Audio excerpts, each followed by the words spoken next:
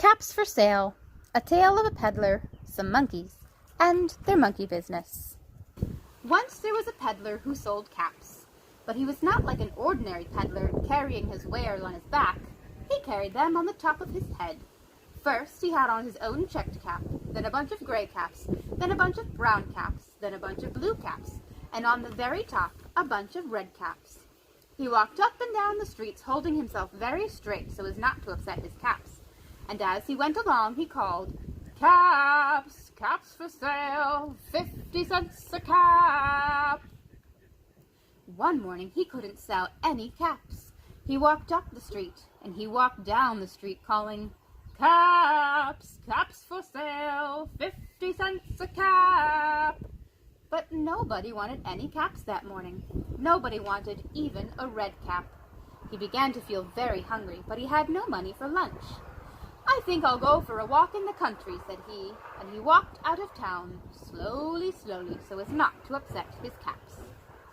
He walked for a long time until he came to a great big tree. "That's a nice place for a rest," thought he, and he sat down very slowly under the tree and leaned back little by little against the tree trunk, so as not to disturb the caps on his head. Then he put up his hand to feel if they were straight. First his own checked cap, then the gray caps, then the brown caps, then the blue caps, then the red caps on the very top. They were all there, so he went to sleep. He slept for a long time. When he woke up, he was refreshed and rested. But before standing up, he felt with his hand to make sure his caps were in the right place. And all he felt was his own checked cap. He looked to the right of him, no caps. He looked to the left of him, no caps. He looked in back of him, no caps. He looked behind the tree, no caps. Then he looked up into the tree, and what do you think he saw? On every branch sat a monkey. On every monkey was a gray or a brown or a blue or a red cap. The peddler looked at the monkeys. The monkeys looked at the peddler. He didn't know what to do. Finally, he spoke to them. "You monkeys, you," said he, shaking a finger at them. "You give me back my caps."